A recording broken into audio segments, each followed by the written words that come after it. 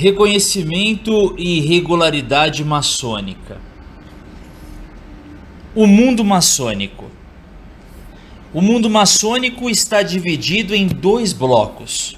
De um lado, estão as potências reconhecidas, ou seja, aquelas que possuem a chancela da Grande Loja Unida da Inglaterra. E do outro, as não reconhecidas, potências que não reconhecem a Grande Loja da Inglaterra como instituição reguladora da maçonaria universal. Dentro desse contexto, no mundo maçônico, costuma-se classificar como irregulares as potências não reconhecidas, o que não é verdade, como vamos explicar mais adiante. Dentre as regras de regularidade e reconhecimento que a Grande Loja da Inglaterra tenta impor, algumas têm origem na maçonaria operativa, mas outras foram criadas após 1717 e tinham por objetivo submeter as potências da maçonaria mundial à tutela daquela instituição. O critério que a Grande Loja Unida da Inglaterra utiliza para reconhecer uma potência maçônica é complexo e por vezes incoerente. As contradições são muitas. Segundo as palavras do irmão Bartolomeu dos Santos, mestre instalado da augusta e respeitável loja simbólica Cavaleiros e Antares, assim se pronunciou: a Grande Loja Unida da Inglaterra vê-se hoje obrigada a aceitar que a poderosa maçonaria norte-americana emita os vouchers, que são certificados de regularidade por tabela. E tem mais. Em situações recentes, a Inglaterra retirou o reconhecimento do Grande Oriente da Itália, dirigida por Virgílio Gaito, e os Estados Unidos, em 1994, os manteve. Situação semelhante ocorreu na Grécia. Vejam, tal balbúrdia nos obriga a buscar respostas para as seguintes perguntas: o que é reconhecimento e regularidade? Quais documentos maçônicos abordam esse tema e quais autorizam uma instituição maçônica a reconhecer as outras? Será que os critérios de reconhecimento e regularidade estão baseados nos nossos landmarks? Ao explorarmos esse tema tão polêmico, tentaremos responder a essas e outras questões, analisando com profundidade o porquê dessa divisão imposta pela Grande Loja Unida da Inglaterra, de modo que nos certifiquemos de sua validade.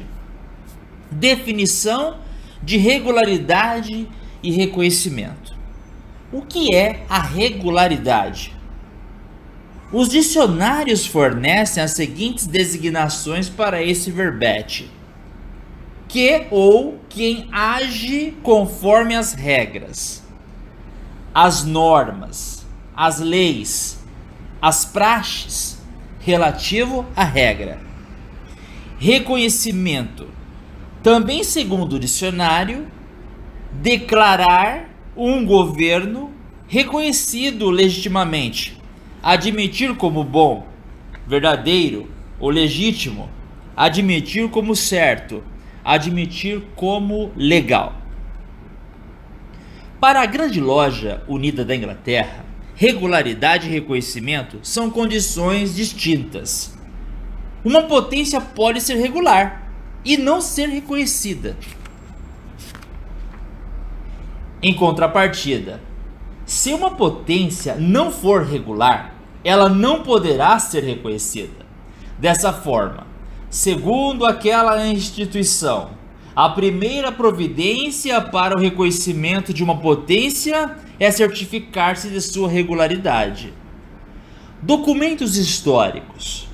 Os documentos datados de 1248 a 1782, Estatuto de Bolonha, Manuscrito Régios, manuscritos de Koch, etc., tratam de assuntos importantes, tais como comportamento dos maçons no trabalho e no convívio social, processos e prazos de admissão e permanência como aprendiz, tratamento das viúvas, eleições, assembleias, etc. No entanto, nenhum deles nomeia qualquer loja ou instituição que tenha a incumbência de reconhecer uma potência como regular.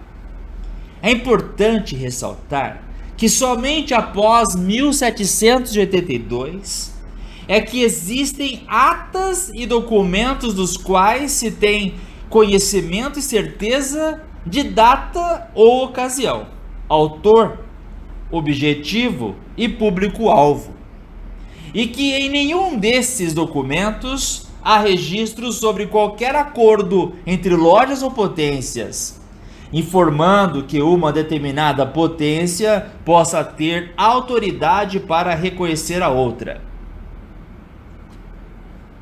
Reconhecimento e regularidade nos dias de hoje. Para o melhor entendimento dessa questão, tomaremos como referência a Grande Loja Unida da Inglaterra, estabelecida em 1717 e considerada responsável pelo aparecimento da maçonaria especulativa.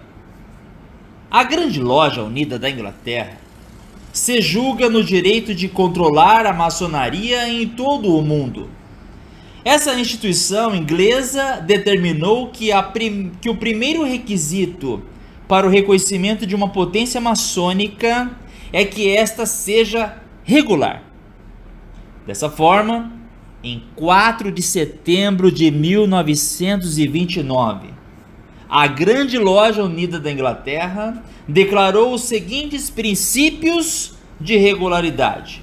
Primeiro, a crença num Deus revelado, o grande arquiteto do universo. Segundo, fazer juramentos sobre o livro da lei. Terceiro, trabalhar somente na presença das três grandes luzes: o livro sagrado, o esquadro e o compasso. 4. Abster-se de discussões políticas e religiosas em loja. 5. Somente admitir membros do sexo masculino. 6. Ser soberana no exercício de sua autoridade sobre as lojas azuis e seus graus: aprendiz, companheiro e mestre. 7. Respeitar as tradições, ou seja, fazer que, em sua obediência, sejam respeitados os landmarks, os antigos regulamentos e os usos e costumes praticados pela franco-maçonaria. 8. Ser regular em sua origem, o que pressupõe ter sido obrigatoriamente fundada por uma potência já constituída, que possua pelo menos 3 lojas regularmente consagradas por uma potência regular. E quanto ao reconhecimento, quais são os critérios? Parece que não existem critérios estabelecidos para se reconhecer uma loja ou potência. Se existem, não foram divulgados. E se não foram divulgados, não devem ser transparentes. Potências maçônicas não reconhecidas pela Grande Loja Unida da Inglaterra. A maioria das potências regulares do mundo não é reconhecida pela Grande Loja Unida da Inglaterra.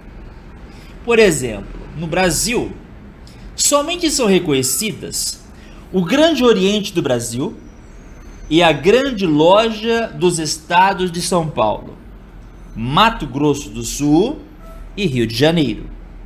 As demais grandes lojas do Brasil não são reconhecidas pela Grande Loja Unida da Inglaterra. Também não são todos os grandes orientes estaduais da Comab no Brasil.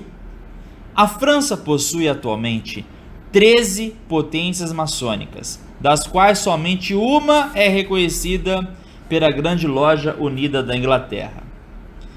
Detemo-nos por aqui, pois a lista é interminável. Cabe ainda salientar que os critérios estabelecidos pela Grande Loja Unida da Inglaterra são também muito complexos, o que torna quase impossível a sua aplicação. Como exemplo dessa complexidade, tomemos o princípio da territorialidade, o qual determina que somente uma potência por país possa ser reconhecida. Sua aplicação na prática é tão controversa que no território francês, somente a Grande Loja Nacional da França foi reconhecida, ao passo que nos Estados Unidos são reconhecidas mais de 50 potências estaduais.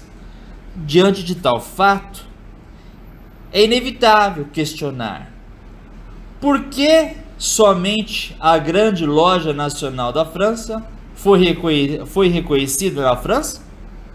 Existiria alguma regra especial para os americanos, velhos aliados da Inglaterra?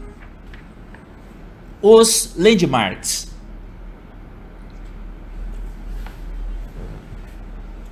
O irmão Michael Borello, grau 33, presidente do Conselho da Kadosh de Arkansas, Estados Unidos, afirmou em artigo recente que saber o que é e o que não é importante dos landmarks é uma das questões mais debatidas atualmente. Segundo ele, o termo landmark foi criado por Albert Mackey em 1865, quando o eminente escritor declarou: os antigos e universais costumes da ordem, aprovados e implantados pela autoridade competente, vêm de uma época não distante que não foi possível localizar registros escritos a seu respeito ao longo da história. Assim, Mackey definiu 3 requisitos básicos dos landmarks, os quais continuam a ser adotados até hoje. Primeiro, universalidade. Segundo, irrevogabilidade. E terceiro, existência desde tempos imemoriais.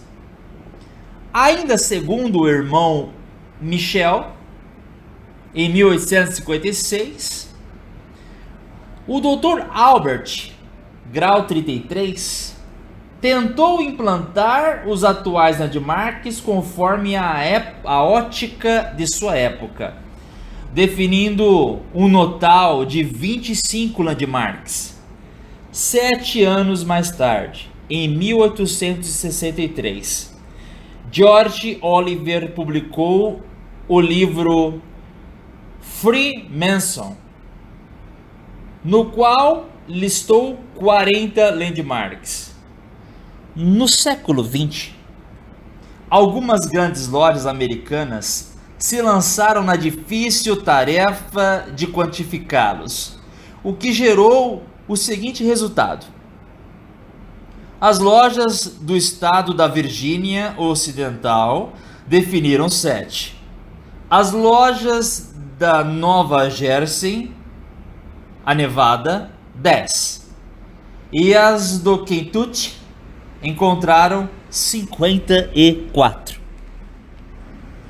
O irmão Joseph Ford Newton, em seu livro em 1914, tentou definir os landmarks como uma simples declaração: a certeza de que Deus é Pai, a irmandade dos homens, a lei moral, a regra de ouro e a esperança da vida eterna. Dentro de uma linha de raciocínio semelhante, encontramos os 6 landmarks listados por Roscoe. 1. A crença no ente supremo. 2. A crença na imortalidade da alma. 3. A obrigatoriedade de se manter o livro da lei no altar da loja. 4. A manutenção da lenda de Irã no 3º grau. 5. A manutenção do simbolismo herdado da maçonaria operativa. E 6. O maçom tem de ser livre e de bons costumes. O componente político do problema.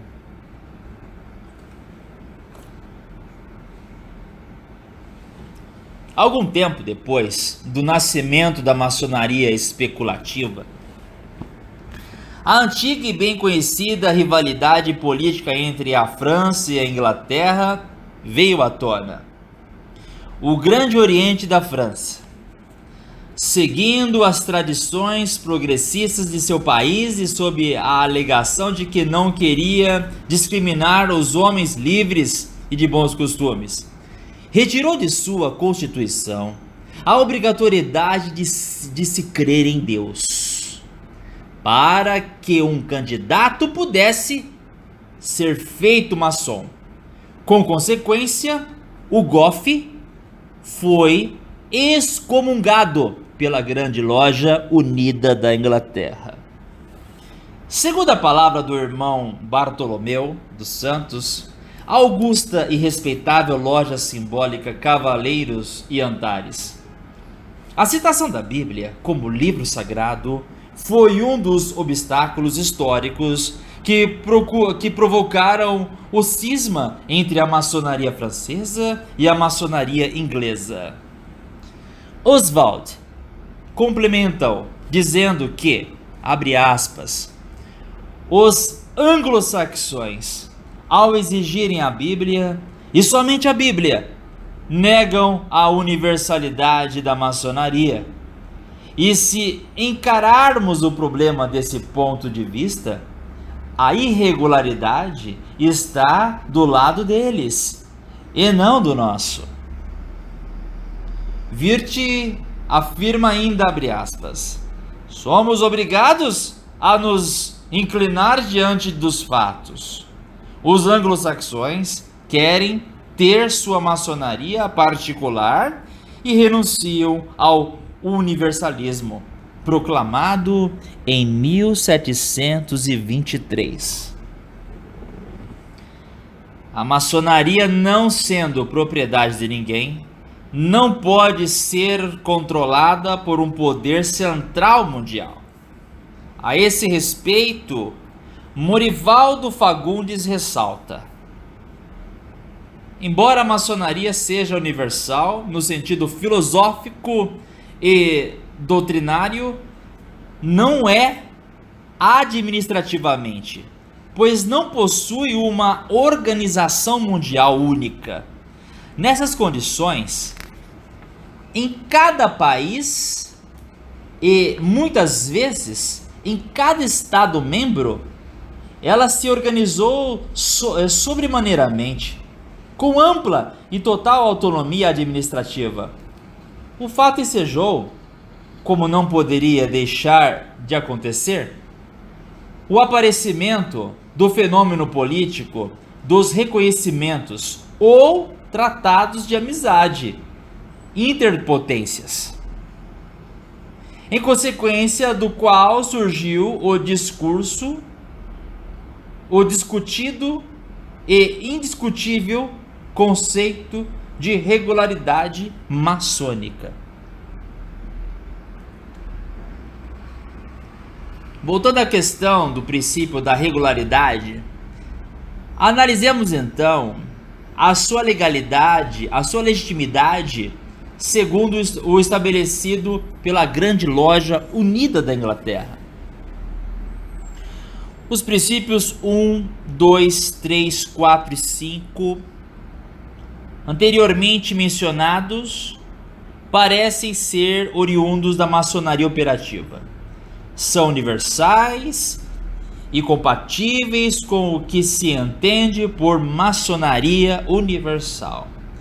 O princípio 7, que exige respeito às tradições, parece ter sido baseado no chamado Ola Charge. E o princípio 6 trata de uma questão administrativa. Conforme os critérios unilateralmente estabelecidos pela Grande Loja Unida da Inglaterra, todas as lojas e potências do Brasil que não aceitam mulheres e atuam em conformidade com os 8 princípios estabelecidos por essa instituição são regulares. Logo, a pergunta que precisa ser respondida é: por que a Comab, CONG e demais orientes estaduais e tantas outras entidades não são reconhecidas? Nos documentos da maçonaria operativa, não se encontra nenhum registro de que qualquer loja ou instituição tenha autoridade para reconhecer outras como regulares. Essa conclusão também é válida para os documentos produzidos pela maçonaria especulativa. Finalmente, vale ressaltar que a Grande Loja Unida da Inglaterra, ao exigir a adoção da Bíblia como condição indispensável para que uma loja ou uma potência possa ser reconhecida, nega a universalidade da maçonaria. E de acordo com a tradição maçônica, é a presença não somente da Bíblia, mas também do Alcorão ou de qualquer outro livro sagrado que garante a universalidade da maçonaria. Se considerarmos a questão por esse lado, chegamos à conclusão de que quem é irregular?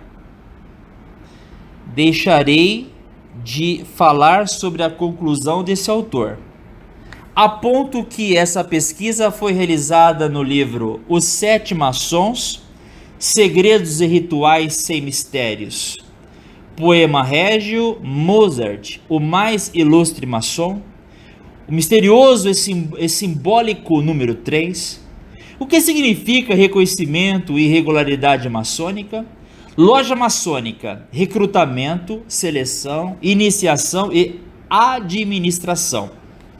A referência para esse ponto, para esse tópico foi Botelho, Michael Botelho, disponível na internet, José Vicente Menezes da Silva, Willer José Fontes, Oroico Torres Lage.